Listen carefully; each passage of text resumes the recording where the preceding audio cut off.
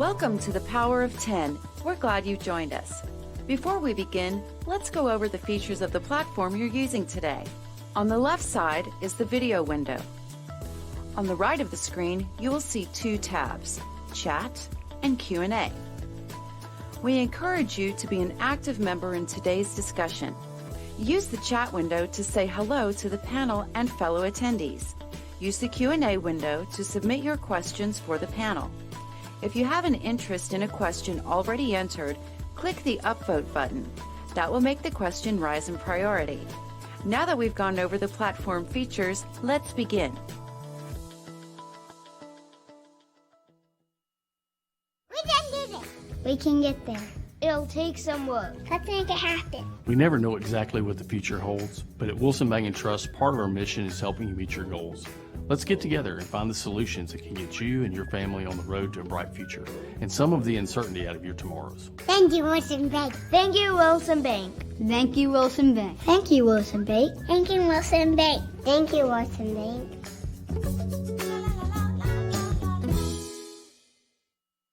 Hello. Welcome to the Power of 10 Forum Series. I'm Scott Black, Chairman for the Board of Directors of Cumberland Region Tomorrow, a 10-county regional collaborative. We're excited to engage with you through these discussions on some important issues facing our region. We are so thankful to the great panelists who give their time and expertise to these discussions. We're also very grateful to the support of our sponsors. Without their support and the support of all of our donors, we cannot bring this series to you. All right. We hope you engage in this discussion and work with us as we strive to make the growth of our community the best for all of us. Margot. Hello, and welcome to the Power of 10 Forum Series hosted by Cumberland Region Tomorrow. I'm Margot Fosnes. I'm the Chief Economic Development Officer for Robertson County, Tennessee, and I'm also a longtime Cumberland Region Tomorrow board member. I'll be your facilitator today.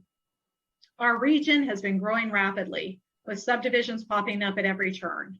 This forum will explore how we can encourage the building of residential neighborhoods that have a lower impact on our environment and support our agricultural heritage. Before we begin, let me first thank Wilson Bank & Trust for sponsoring this forum. Without their support, we wouldn't be having this discussion today. And thanks to all of CRT's supporters. We have a great panel. Jennifer Deal, founder of Deal Consulting, Angie Henderson, a member of the Davidson County Metropolitan Council, Mike Matteson, director of Williamson County's Office of Planning and Zoning, and Brian Wright, founding principal of Town Planning and Urban Design Collaborative. I'm going to start and introduce everybody by asking them a question that'll help you get to know a little bit about where they're coming from. And we're going to start with Brian. Brian, in terms that those of us who are not planning people with planning backgrounds can grasp, what is an Agrihood?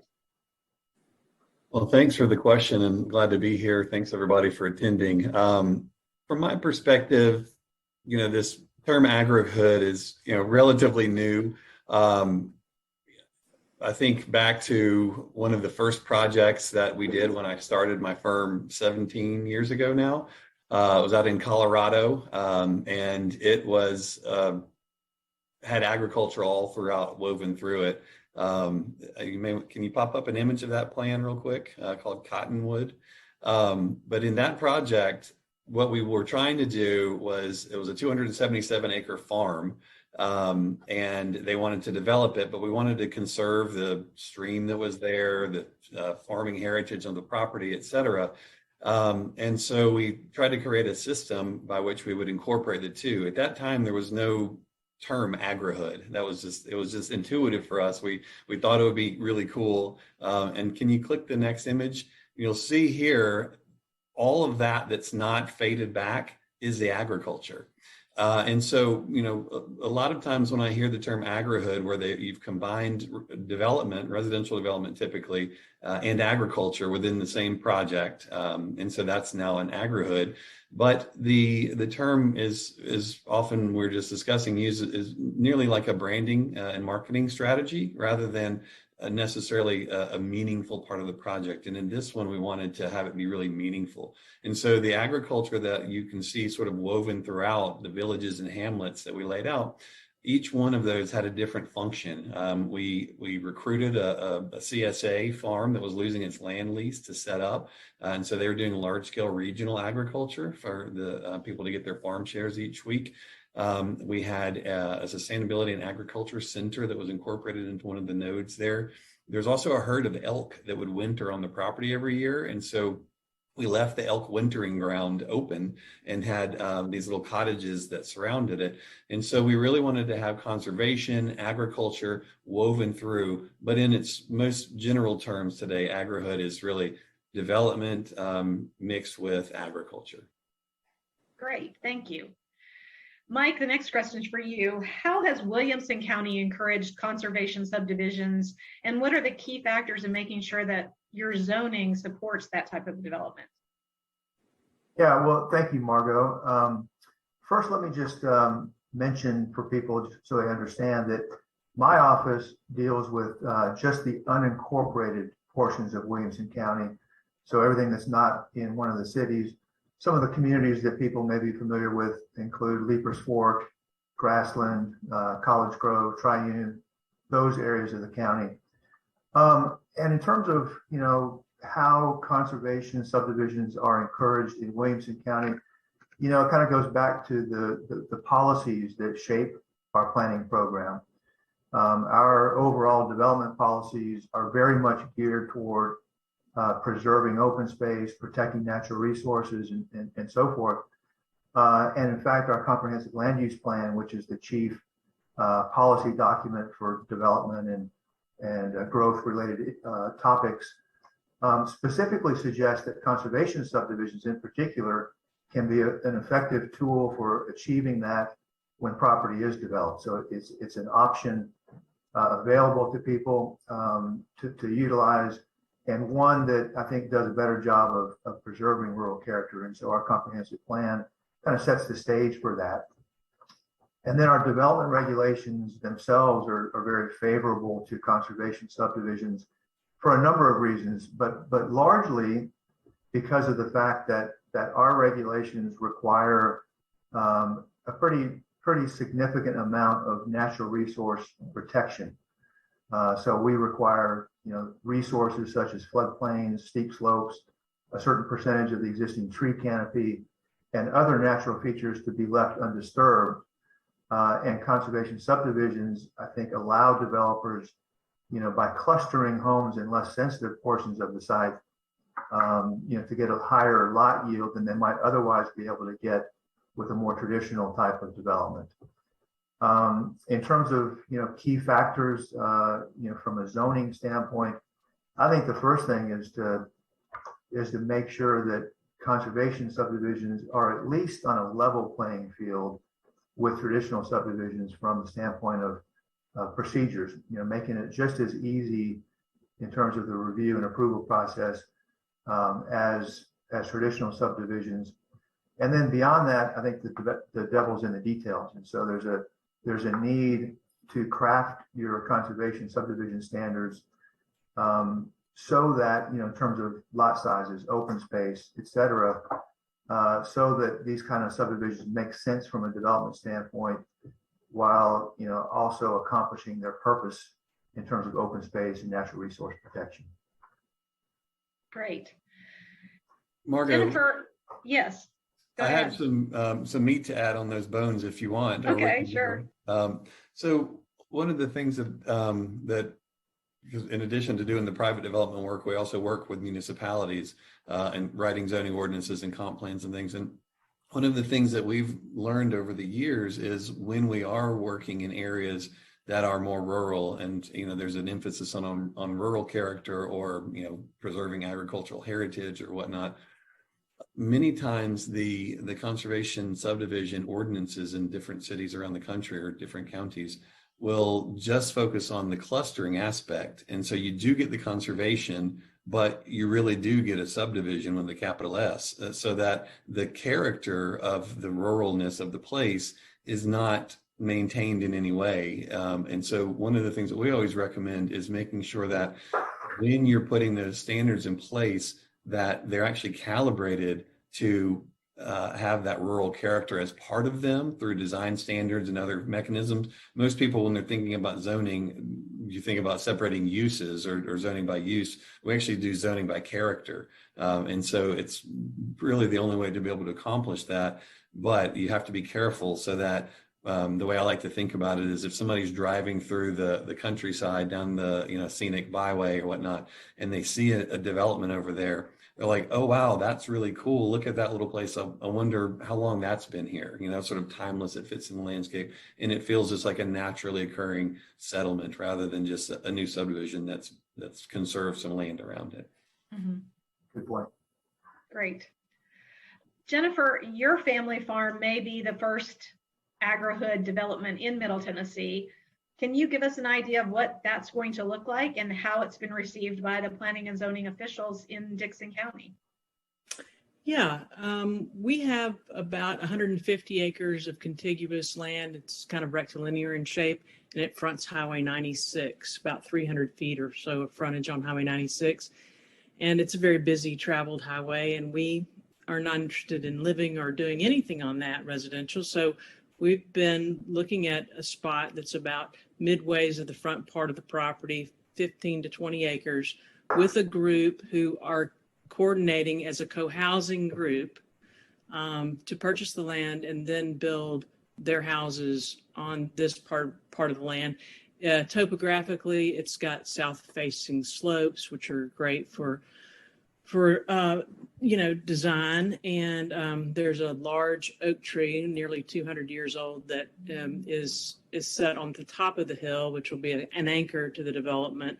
And then as the slope of the toe of the slope goes down, there's an opportunity to expand an existing pond into more of a water feature for the development to kind of crest around it. As far as the local zoning, we've done a couple of cursory meetings with the local mayor. The property is not currently in a city limits, but we are willing to put it into the city limits. It's agricultural right now in the county, but we're willing to put it into the city limits if that helps with the city. And also with the county, what we're looking at is creating a PUD for this particular acreage, and probably an R2, R3 in Dickson County's PUD requirements is what we'll go for rezoning this particular parcel. We're also on a forced main sewer, which is another advantage to building densely. And people are also used to, well, you need 2 acres or you need 5 acres. That's because of septic. That's because that's how we've built in rural areas. You need a minimal amount for your septic fields, right? This particular property, we're going to be able to gravity flow to a forced main. Now, the cost of that is going to be a burden to us and to the co-housing group. We're going to share it together. But, if counties could partner with developers to be more helpful with infrastructure, things like that, where you've got a property that's close to, a utility that would be beneficial for more dense development, I think that'd be great. The other thing we'd really like to have out here is broadband. We don't commute like we used to. And if we can get more of that in these rural settings, I think we'll be able to attract more of the first-time home buyers, people that are younger and want to start out, and even older people, they're consulting from their home like myself and don't have to travel to work. So anyway, those are kind of the points of our particular farm. And we want to save the farm. We have contiguous to this piece about 70 acres of farmable flat bottom land that's surrounded by a creek. So we're hoping what we can give this particular group is farmable land so that they can actually employ a farmer in their cooperative that can help with their CSA and outreach to the community, which it's very open. And this particular town has been established since the early 1800s. And, it kind of got lost like every little town did, but there's a lot of people moving back. And we think that sense of community, this could be a hub for that particular part. Great. One thing you may consider, if you haven't already, Jennifer, for your the expense, since you can't do the septic, We were actually working on a project in Jericho, Vermont, and they didn't have any sewer there. And so part of the project was, this walkable little mixed use hamlet. And we had the village green, the hamlet green, this civic space. And we actually did a shared septic facility in the park. So it just looked like a park, but the septic was dealt with there. And so we were able to, not have to do all of the more expensive infrastructure. And that's something, since a lot of times these Agrihood projects are in more rural areas that may not have the appropriate infrastructure. If you want to have the density for conservation subdivision or village feel, then looking at some of these unique techniques may be a good strategy for y'all to consider. Yeah, wastewater treatment plants on site. We've done that in Williamson County for years for the schools down there, built, on-site wastewater treatment plants. And that's a great way to do it. And that's a question that we've got in our question and answer chat, is asking about water and sewer services and how they're handled. And if in particular, is Williamson County encouraging these kind of developments? I'm interested to hear, Mike, could you share a little bit about some of these on-site septic systems that are in place? Yeah, and that's a really good question. So with our conservation subdivisions, we allow lots to be as little as 1/4 of an acre, even in our districts that require a 1 unit per 5 acre minimum density. And so obviously, as Brian was saying, you can't support a traditional septic system on a lot typically that's under an acre in size. And so the majority of our conservation subdivisions do utilize one of these on-site alternative wastewater systems. Some people refer to them as step systems, but they're essentially a on-site system for treating and disposing of wastewater. So rather than a traditional public sewer system where there's this large service area and the treated effluent is discharged into a river or stream, in this case, the treated effluent is land applied and dripped into the soil. And so that is a way that a lot of our conservation subdivisions can develop, even with the higher density internally with the smaller lot sizes. Are those systems operated by a public utility or by private corporations? Yeah, so they are in Williamson County operated by independent companies, sewer providers. Now in Rutherford County, they utilize these systems, but they're operated by consolidated, Rutherford County. Here we've got, a number of private companies that own, construct, manage, and maintain these systems. And I'll just add that these kind of systems are regulated by the Tennessee Department of Environment and Conservation.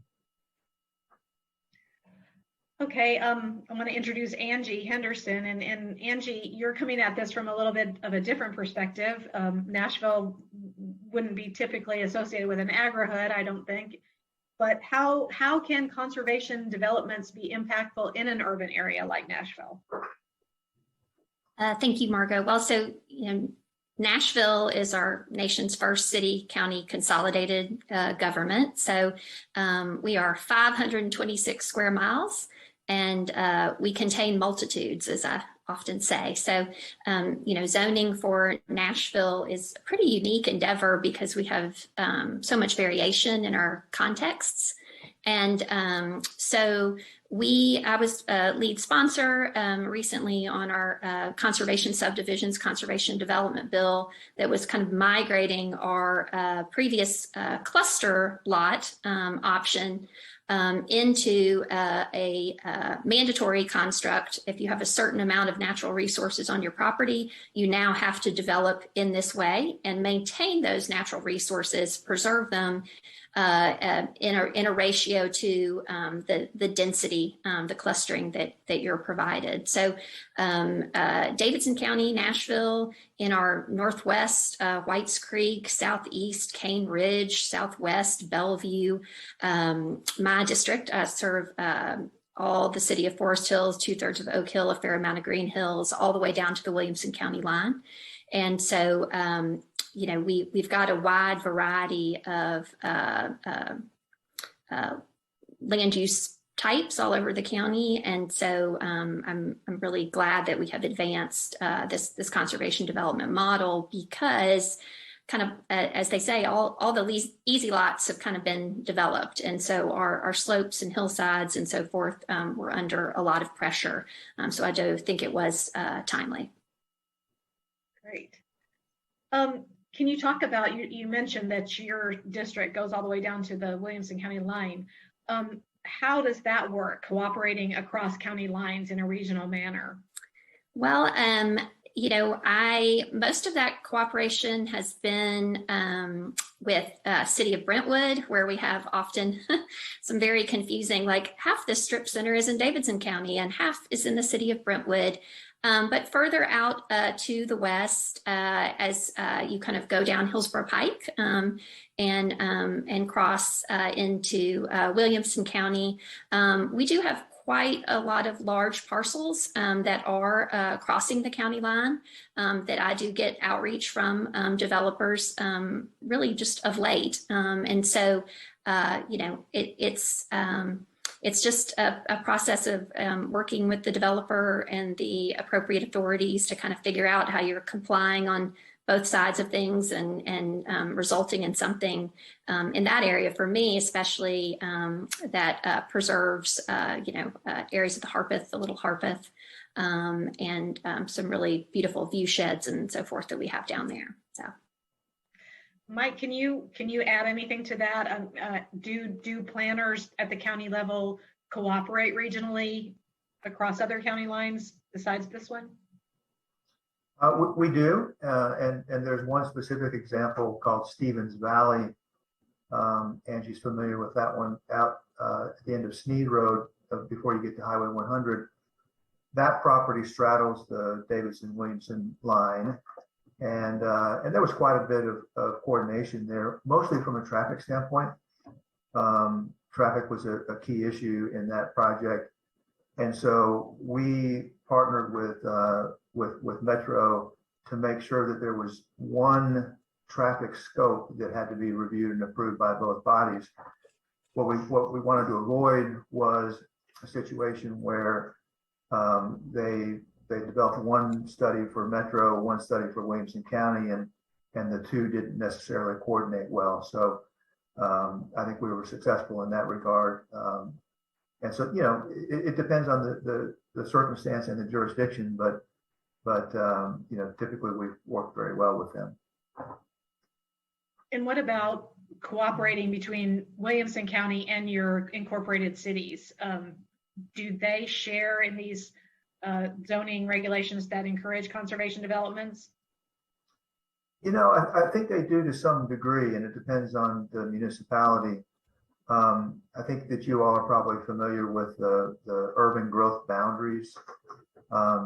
That's something that the state mandated back in about 2000, where every city was to develop a set of urban growth boundaries, which were thought to be land that they envisioned being municipal at some point. Usually there's a 20-year planning horizon. And so, but during the time that those are established and when the property is actually annexed, those properties are within the county's jurisdiction. And so there's a lot of coordination that needs to take place, particularly in those areas when property is developed in the county, but it's close to one of the municipal jurisdictions, both from a land use standpoint as well as from a traffic standpoint. I do think the city of Franklin in particular has some conservation subdivision standards that they apply to in certain areas. Mm-hmm. Do you typically try to reconcile those zoning ordinances across the county, so that you don't have really confusing differences between the city and the county property? So that's an excellent question. We kind of consider the urban growth boundaries as being holding zones, really, until those areas are able to be annexed in conjunction with, the city providing services, and then zoning it according to their long-range plans. That's kind of the function of those growth boundaries, is to hold development off until they can be annexed by the municipality. Now, how you do so is sometimes challenging, and we're currently working with each of the 6 municipalities to not only look at those boundaries themselves, but to develop some interim policies that help make the system work better. Okay. Yeah, and to that end, one of the big challenges that we run into around the country, but also locally, is when the community is interested in protecting and preserving rural character, they look at the boundaries of their municipality if they're in a city or town, and they don't really understand the urban growth boundary concept. And so they're fighting to, either limit growth or protect and preserve their character, not recognizing or realizing that just outside their boundaries, new development can come in and will, bring with it whatever perceived issues they have, be it traffic or, infrastructure issues or whatever. And so trying to figure out a way to make sure that any land that is in a holding zone, if you will, can be developed in the future in a way that is additive to the overall character of the community, but also the fiscal and economic growth that's needed to at a minimum address the increase of services over time. So like right now, we're doing the zoning in Nolensville, and there's lots of there's a few parcels that are pretty large that could take a big development, and there's a lot of concern about growth. And so the strategy that we have implemented there is a character district that we call Hamlet. So kind of like you guys have the Hamlet concept in your comp plan, we have the Hamlet zoning district, and what that does is it actually requires that they have a certain percentage of each of these other character districts that we've set up. So starting from conservation, which will be the first zone. The second zone will be, something that's equivalent to agriculture. So large scale lots that could be not just a large subdivision lot, but like you could actually do some farming on it. Then getting into some of that's, single family detached houses, but set up with a sort of network of streets that's walkable. And then moving on into a fourth zone that has the ability to do some mixed use. And so the idea is that the percentages of each of those would be predetermined, and what you can do in each of those is predetermined. Then the developer takes that, those zoning regulations, and can create their plan and project from it. But the community has a sense of what the end result will be. It'll be a nice village or hamlet. And then the developer also knows what they can do, rather than having to go sort of get run through the ringer and sort of, do you like this? No, we don't. Try again. Do you like this? No, we don't. Try again. And so you get that certainty all around.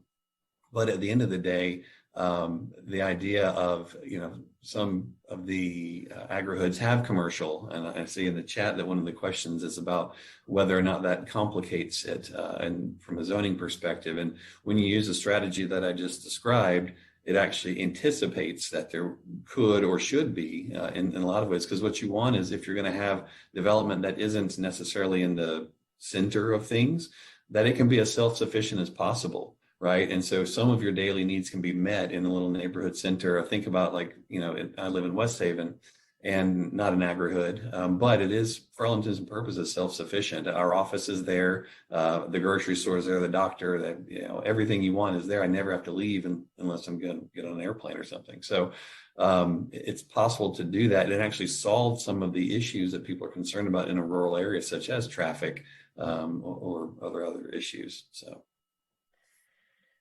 Jennifer, you might be able to speak to this, and Mike too, the conservation subdivisions that are in Williamson County now. And Jennifer, your plans, is there going to be commercial elements in those, or are there already in the ones in Williamson County, Mike?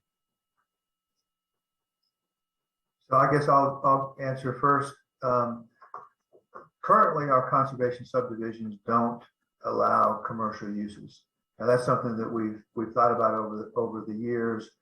But as Brian said, hamlets are a good opportunity for that. And we do have scattered throughout Williamson County a dozen or so hamlets, which are these little nodes, little mixed use nodes in an otherwise rural area where you've got some commercial development, you've got a mixture of uses, a more compact development form, houses at a higher density, but surrounded by that larger rural area. Jennifer, do you have plans for Yeah. commercial? Yes, in our case, I mentioned that we've gotten about 300 feet of road frontage on Highway 96, and that is how this little town has developed around from the town center that was based on the railroad track depot over to the main highway. Happens a lot. So most of the commercial is along that strip. And yes, when and if the demand ever gets great enough for us to speculatively build something there, and that's kind of the question when you are in a rural area too, you've got to weigh it out.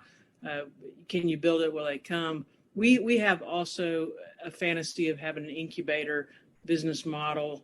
I was part of that in East Nashville on a couple of projects, building a commercial incubator developments. And I'd like to do something on that scale where you've got people that are already doing business out of their home, but need a shingle, a place to hang a shingle and expand their business a little bit. So yes, we may look to partner with somebody in the development world to do that with us later, or it might be that we get enough, that this one really generates enough energy that we can build it off the people that are coming to the Agrihood. But yes, definitely. I think that's what makes this particular property kind of unique, which, I mean, maybe we ought to look at that too, to Brian's point, what makes a node, what makes a hamlet an opportunity zone, and then really kind of from you guys' standpoint, when you're planning it, say, hey, this has already got ABC, it's surrounded by 400 acre farms, but, what can we do to help with the infrastructure improvement to start the energy in this node, or hamlet. Jennifer, there's a question in the chat about describing what the difference is between a development that's developer driven versus homeowner driven. And I think your development really speaks to that. Can you talk a little bit more about co-housing and the model? Yes. The co-housing model is an old model, and it comes from Europe, and it's a very successful model, and it's where people come together initially and plan their own community. They financially buy in as a group. They become their own developers. And this particular group that I'm working with has been working on several other properties. They hadn't been able to land the property in time to get enough energy with their group to financially buy the property. So one thing that we're doing kind of to help them is that we have a right of refusal, note of intent kind of language with them that we're not going to sell the property. Our property is not on the market. It's not for sale. But we've set aside the land that they might use, and we're flexible with the boundaries on that property, how they describe it, what works with their layout, so that we can sell them the land as they get their co-housing members together. And they go through a process that's very lengthy, where they have designed charrettes. They've already hired an architect who was involved in the Blueberry Hill development in DC. And they also hired, they have a civil engineer on board who happens to be my brother, but a very, very good, reputable civil engineer. And so there's already some charrettes that have happened and conversations that have happened about what does this look like? What's the housing stock going to look like? But the difference is it's being developed by the people that are going to be the end owners and users. Whereas in a traditional development, it's speculatively built. We're going to guess this is what you're going to want. The other thing with co-housing is there's always a common house where there's typically a good sized kitchen and a place where enough people who live there and families can meet and share meals. And it's very, and it depends on the co-housing development to how many times a week or month they do that. But this is part of the model of co-housing where you're sharing, sharing the burden of feeding your family with others, and having the agricultural model. You've got the farm to table basically right there. So you're going to be, when the squash is in, it's a good squash fest. When tomatoes are in, it's a good tomato fest. And that's sort of would help support that sharing meals part of the co-housing model, which is really important to them. Well, and building on that too, one of the things that we've been involved with here recently is, when land is zoned or, required to be in conservation subdivision, certain, like in Franklin, it's 50% open space preservation, right? And so from the developer's standpoint, unless, they're able to really, deal with the density in a different way, if you have lot size limits that mean you actually lose some development potential, then, how do you make up for that cost? And so what we always are trying to figure out is, how do you keep the cost of an agrihood down when the developer is trying to make up for the conservation part of conservation subdivision, or the land that they've given up to agriculture, if they've done more than just a little community garden. If it's really large scale, meaningful agriculture, it does eat into the pro forma. So one of the things that a lot of times can happen is, depending on the situation with the property owner, if they are able to hold the property and essentially partner with the developer rather than selling it all off at the front end, because what that does is it'll reduce the developer's risk, because they're not having to, have debt on the land. And then they're able to keep costs down, and then the property owner can actually benefit greatly from getting upside once the development moves forward. And so there's all kinds of really cool ways that you can be clever about it. And the more the property owner stays involved, the more the project becomes a passion project and really maintains the character that people care about. One thing, circling back to the question about commercial, can you pull up the image that's called farm compound rendering? So what I want to show you all is a couple of examples of how you can do retail or commercial in a sort of rural character. And so one example I'm going to show is very much along the lines of, looks like essentially a farm that was converted. Shelly, are you all able to pull that up? Okay, great. There we go. So there, what you see is on the right-hand side of I think my screen may be mirrored, but anyway, there's houses that are facing into this common civic space. So there's a park, and then there's pretty good sized agriculture going on there. And then the farm, buildings, the barn, silo, other things could be converted into commercial uses, so that the character is, looks just like it fits right in to the rural. Can you go to the image called Hamlet Center now? So the next image is to show sort of like how this idea of character, nope, not that one. That's a self-sufficient homestead that we did in New Hampshire, where they wanted to be off the grid. And so we said, there's something for everyone. It's called Hamlet Center Rendering, number 1. So the next image is going to be, when they pull it up, will be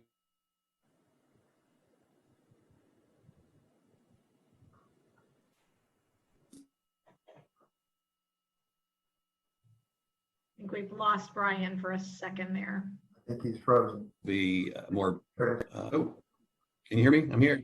Yes. Hey, there we go. All right.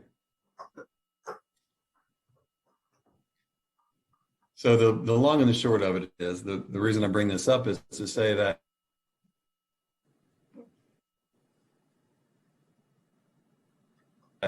a lot of times the commercial. Can you hear me? Brian, you're buffering, so we're going to wait for them to get that image up, okay, and maybe move on to another question while that's coming up. And I'll just, if it's okay, I'll just jump in real quick. Sure. Kind of along the lines of what Brian was saying. We have in our jurisdiction a development that is under construction called South Hall. It's between downtown Franklin and Leapers Fork. And Brian, you're familiar with it. We talked a little bit about it beforehand. it's not necessarily a conservation subdivision or an hood because it doesn't have a residential component.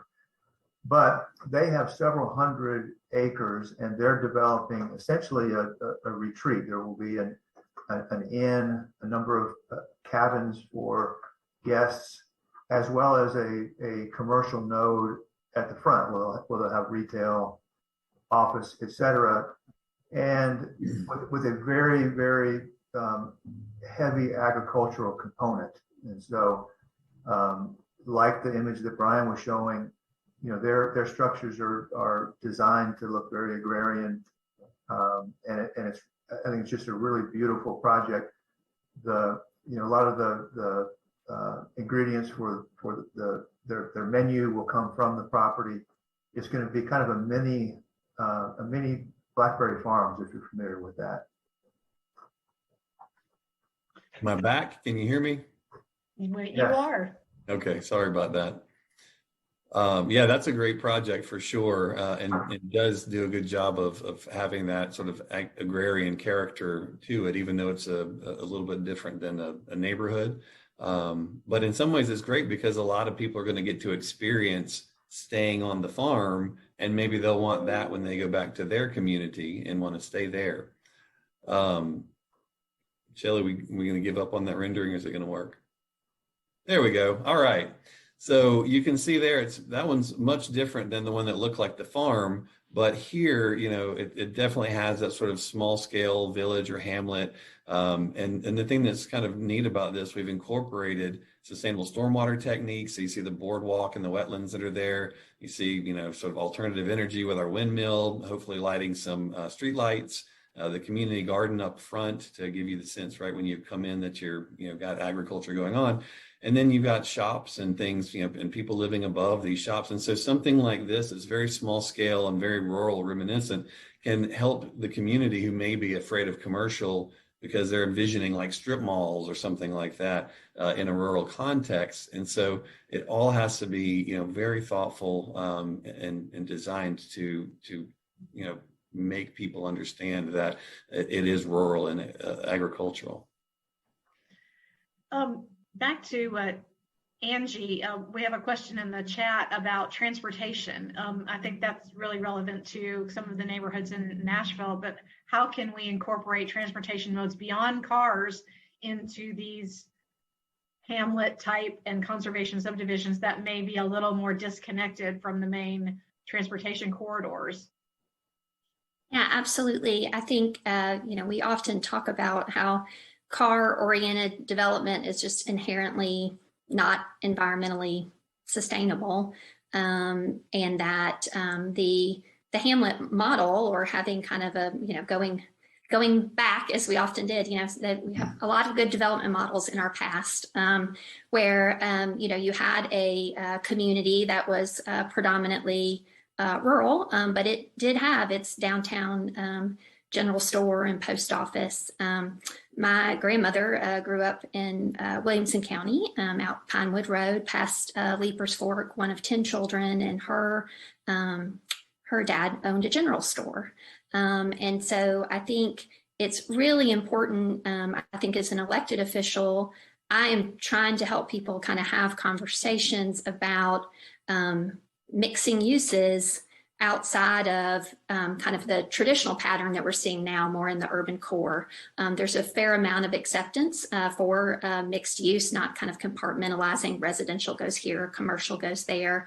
In our urban core, I'm trying to have those conversations in kind of some suburban transitional areas. And I think it's absolutely, as these gentlemen and Jennifer are speaking about, applicable in our rural areas. But you want to have, like you were mentioning, West Haven, Brian, you want to be able to kind of just walk out your front door and get the majority of your needs met, rather than having to kind of live in a rural context but still get in your car and drive off to the grocery store or your various errands. So I think there is a real opportunity there, but I think it is difficult for elected officials to facilitate the conversation about how, density is not, not a dirty word, and then what might that look like in all kinds of different contexts, because in a more rural area, that density can have a really compelling character. I mean, it can look like farmhouses and bungalows and old downtowns in some of our beautiful smaller Tennessee cities. So it really is, I think, helping people see what it can be. I often say to constituents, tell me the communities that you've traveled to that you really enjoy. And they talk about how great it was walking around, and you're talking about like a South Hall and a Blackberry Farm and all that kind of stuff. But I really want to see us move into, like, in a South Hall, it'd be great to see, could all the people that work there also live there too, right? Like a lot of way back resort communities, they had housing for the people who were working in that community. So I really think it's just incumbent on all of us as elected officials and planners to keep advancing that conversation about how, density can look a lot of different ways, and that it can be very, very positive for the environment and sustaining this rural character. And the point, back to the point about transportation options, denser hamlets and villages can be those starting points for those alternative if in fact we ever get some really reliable public transportation options in our region. Those dense areas can be the pods that start that. Yep. In Franklin, they just connected the multi-use trail from West Haven to downtown Franklin, so you can walk or bike all the way there now. It's only 3 miles, I think. Along these lines too, can you pull up the Agricola plan? This is a project we're doing in Florida right now. It's 3,100 acres, so 3,000 acres. The family's name is actually Agricola. That's not the name of the project. And that's a rendering of the one called Plan. So in this project, there you go. So you can see there the entirety of the 3,000 acres. It's currently timberland, and here we designed it as a series, as a kind of a couple of villages, and then you see all these little things at the periphery, these little hamlets that are connected by these really beautiful, like rural farm roads. But I don't know how big your screens are, but all throughout the conservation areas, they'll see yellow dotted lines. Those are all trails for walking, horseback riding, mountain biking. And then at the bottom of the image, that may be cut off on your screen, but there's actually an area for a higher education campus, and then also for what we call an industrial village. And so people, sort of small scale industry, but having workforce housing surrounding it, so you can literally walk to the place where you're making things. And then we're also trying to get corporate campuses to come in for businesses that are focused on being sustainable and green. This project is all sustainable. But it's really cool to be able to incorporate all of these things, solve all these problems, from the character to the transportation to the mix of uses to the housing to the conservation. All of that can be accomplished, and it doesn't take 3,000 acres to do it. That's an example, where you have a lot of land to do it. But you can do it on something really small, even like that homestead, the off the grid project that popped up. That was just one unit. So I want to pivot the conversation back to the agricultural nature of these developments. About, Brian, you talked about in the Florida development that there possibly are going to be spaces for incubator farms. Jennifer, you talked about employing a farmer to farm the farmland around the area. Can we talk about the ownership and management of the food production areas, and whether they're HOA owned, whether they're separately owned, that sort of thing? And I'll just throw that open to everyone. Yeah. I'll just say in our case, we would own the land that the farmer would farm, and we would lease it to him. Okay. It's our goal to keep the farm most of the farm in our family, but that would be our case. Now they do plan to have a plot on the property that they are going to purchase from us.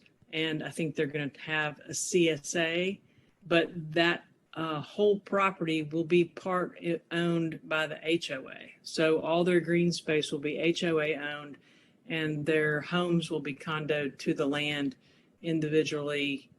As far as ownership goes, you basically buy the house on the land deeded to it, much like a condo, and then all the rest of the space is with the HOA's ownership.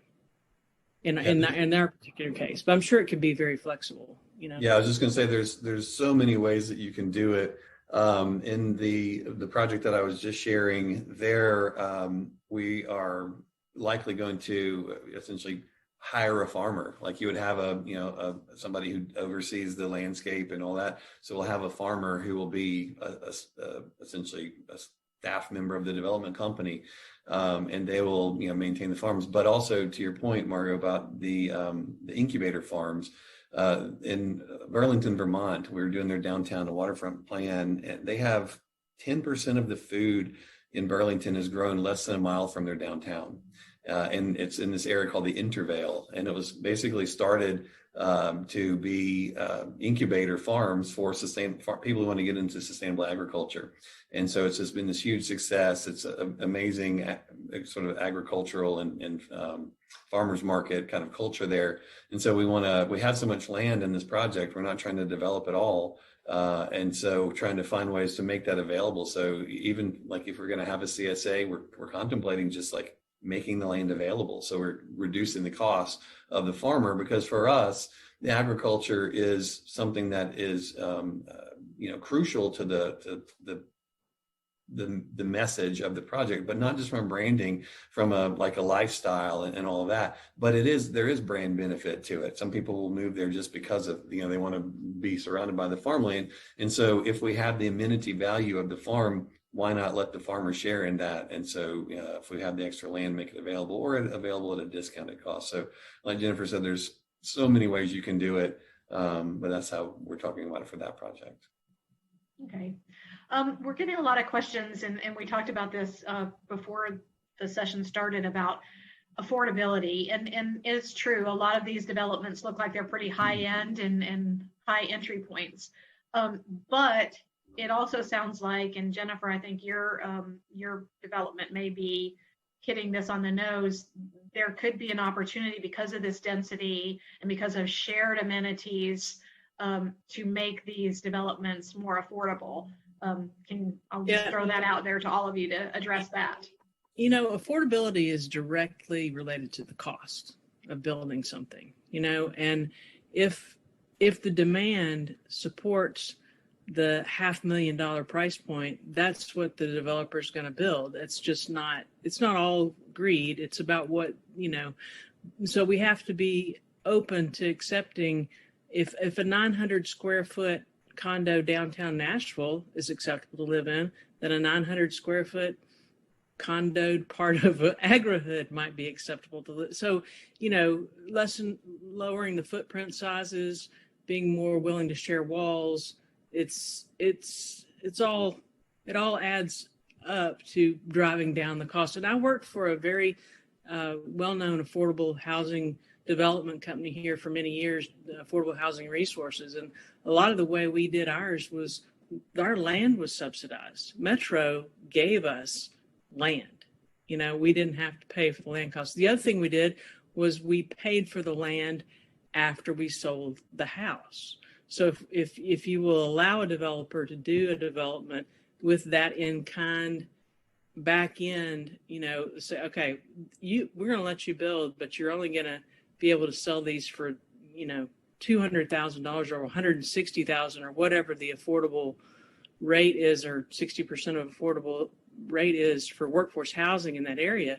Set that as your goal and back out of it. Okay, what are we asking you to put in it to build this thing? And can our local utilities, help? Can the local road works build the road? I mean, how can the local government agencies help offset the cost? But then, put a cap on what they can sell it for. I mean, I guess that's about the only way you can do it.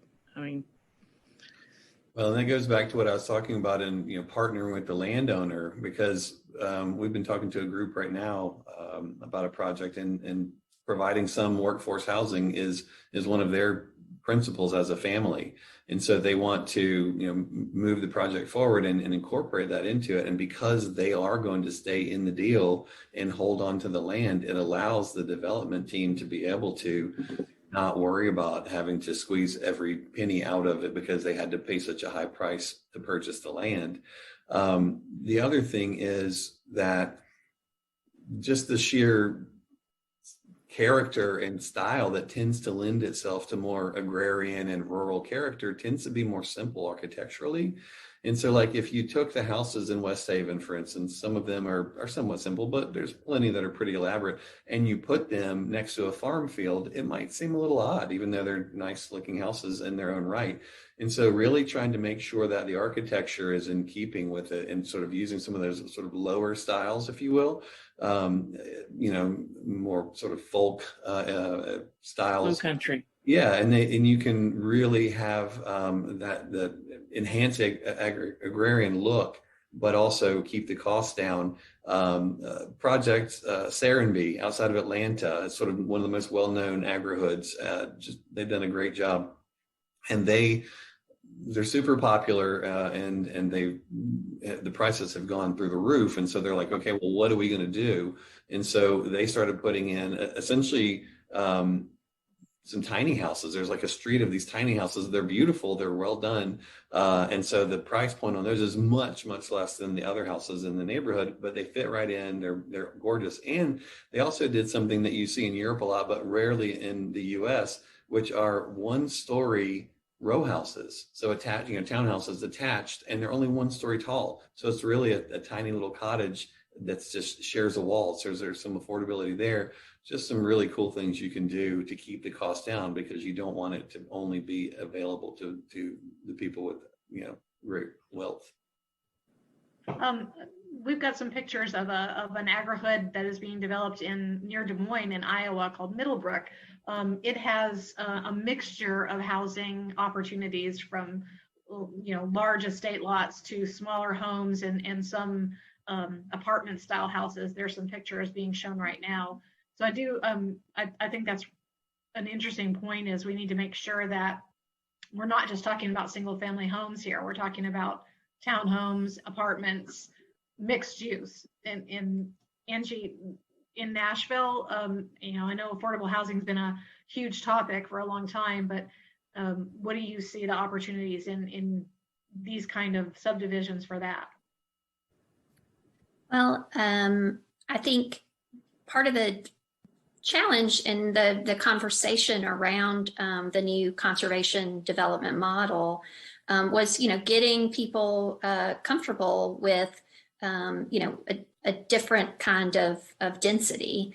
And so, from some of the home builder community, you heard, because this is mandatory with natural areas, you're going to destroy affordable housing, right? And also, when we elevated and expanded our sidewalk requirements, we were told that was going to destroy affordable housing. But we're like, well, but walkable communities are inherently more affordable. And so there's always going to be a little bit of this tension as you elevate requirements and kind of think about, what are your priorities, both environmentally and the tension of that on affordability. And so I think, to Brian's point, you can evoke a very beautiful rural character, with shared walls and bungalows and tiny houses and cottages and,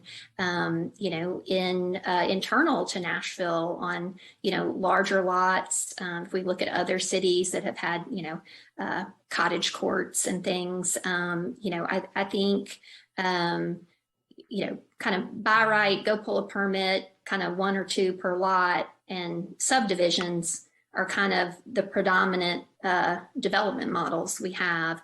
And so I think we need to do all we can through policy to start to kind of encourage, and that's kind of the challenge, right? It's like, is it form-based, or, the base zoning, the density, and kind of striking that balance is really important, because Brian's point is well made. There are, some beautiful communities, but because they are so walkable, so aesthetically lovely, and have all the density, then those start to become very high value properties. So it is kind of a constant, I think, for us as policymakers, kind of somewhat iterative, right? Because you can kind of change the model to a certain extent based on kind of the opposition you're going to get. And, even in Tennessee, having to be mindful of preemption, when you kind of start to push up on things that the home builder community is uncomfortable with.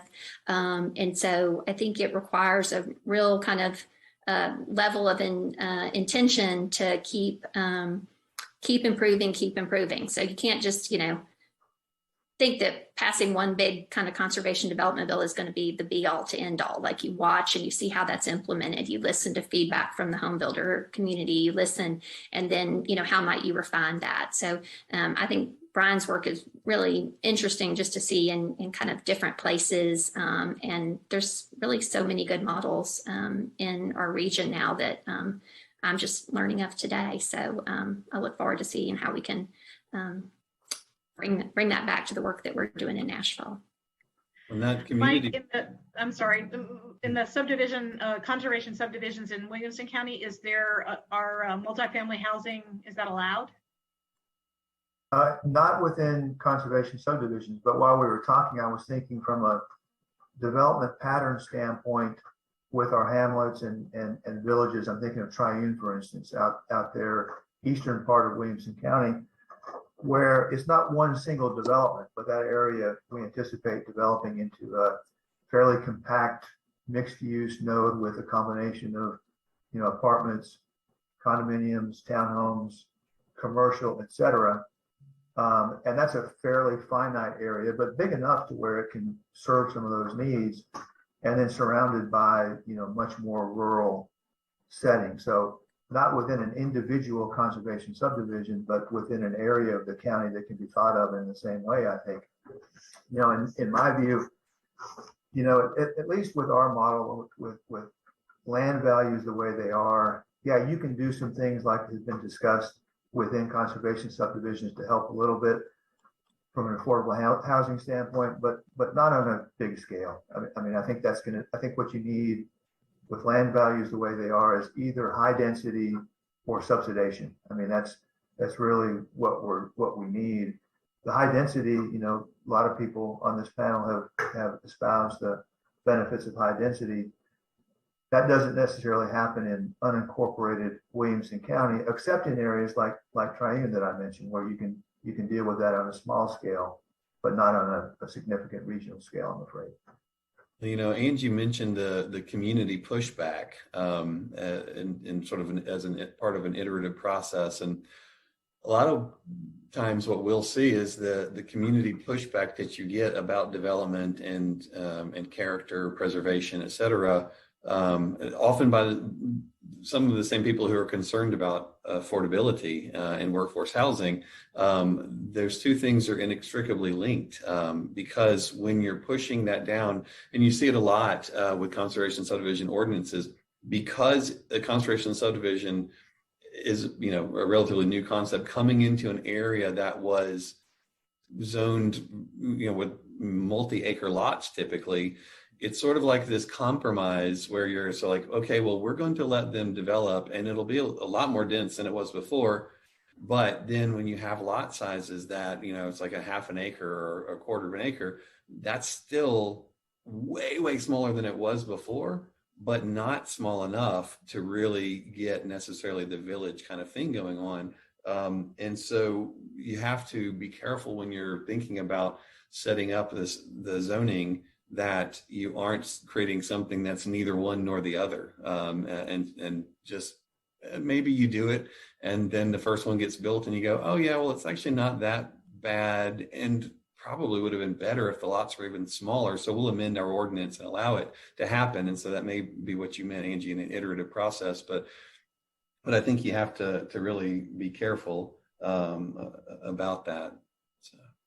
Yeah, I definitely agree. I think for ours, our minimum lot size is 3,750 square feet. A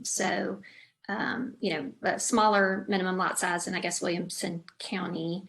And that was in concert with the community and talking about that and just making the point that Brian just made, right? So we want to have a more meaningful trade-off for the density. And that was part of why we engaged the work, because folks felt like, well, you're getting this clustering, but it's just, a stormwater retention pond and a playground and things that you have to have, but that the trade-offs were more meaningful, right? We've retained this whole hillside, this mature stand of trees, so people can really see that. And I think when they are secure in that, the trade-off is a better trade-off, right? We actually are going to save this whole entire hillside and that view shed and these trees.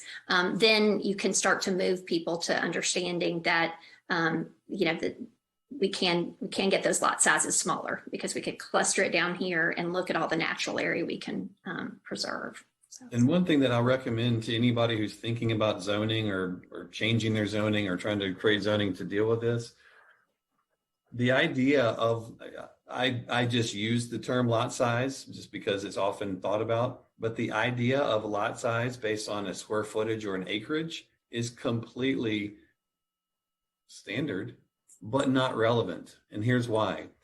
People don't perceive land based on an acreage perspective. They perceive the width of the lot, how much room is between one building and the next. And so when we write zoning ordinances that are character or form-based, you think we nearly never have a lot size. We have lot width.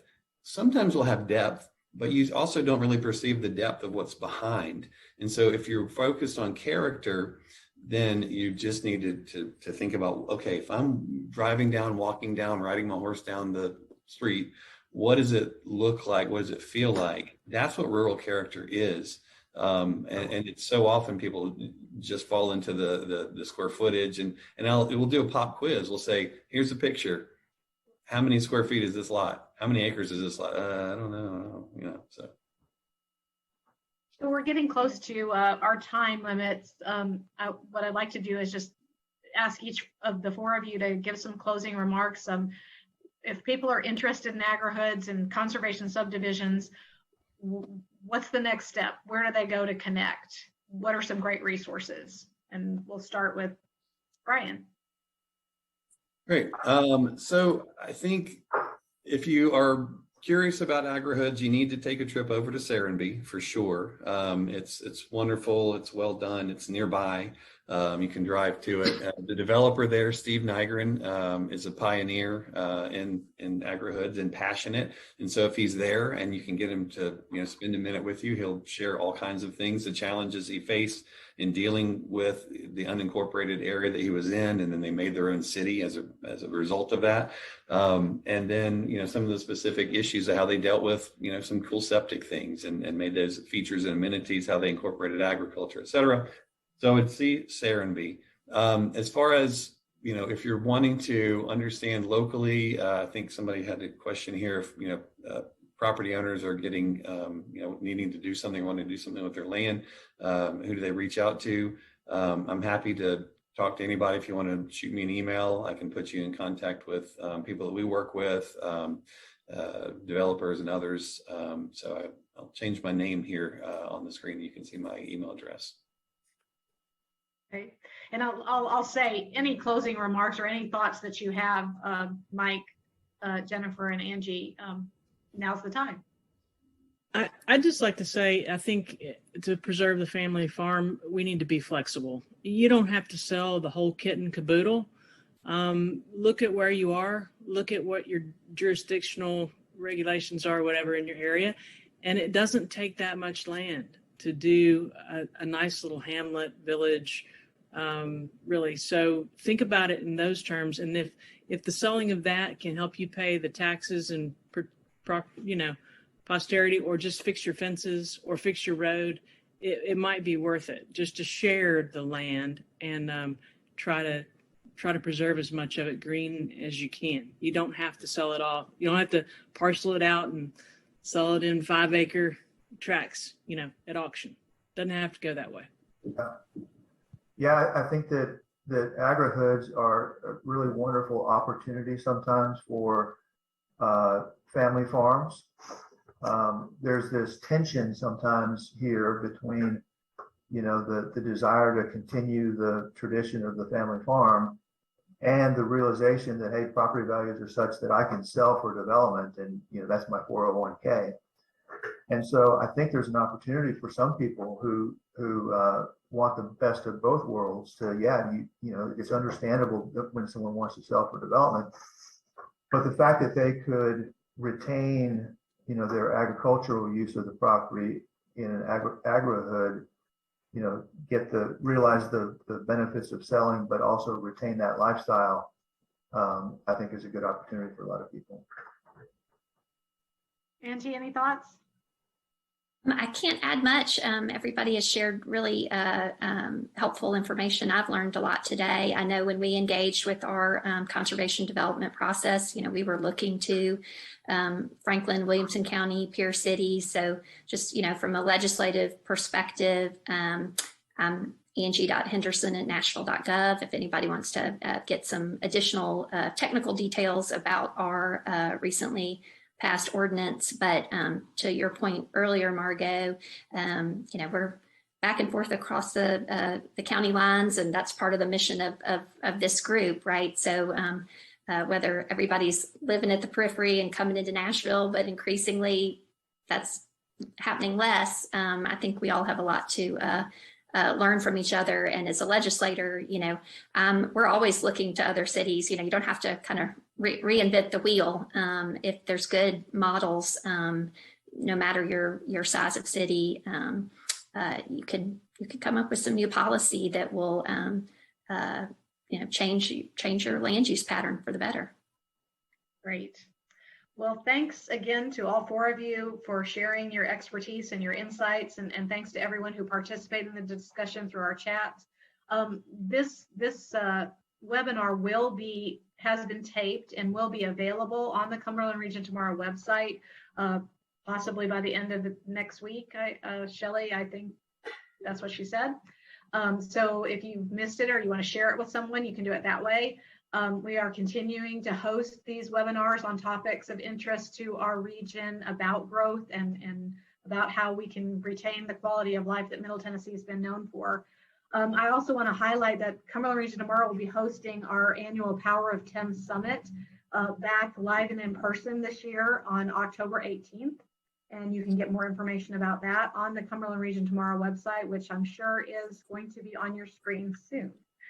So thank you all for joining us. Thanks to our panelists again, and have a good afternoon. It's a glorious day in Middle Tennessee. Great. Thanks, everybody. Bye. Thanks, everyone. Bye-bye. All right, talk so much. Oh, no, it's great. Great information. Learned a lot. Thank you all.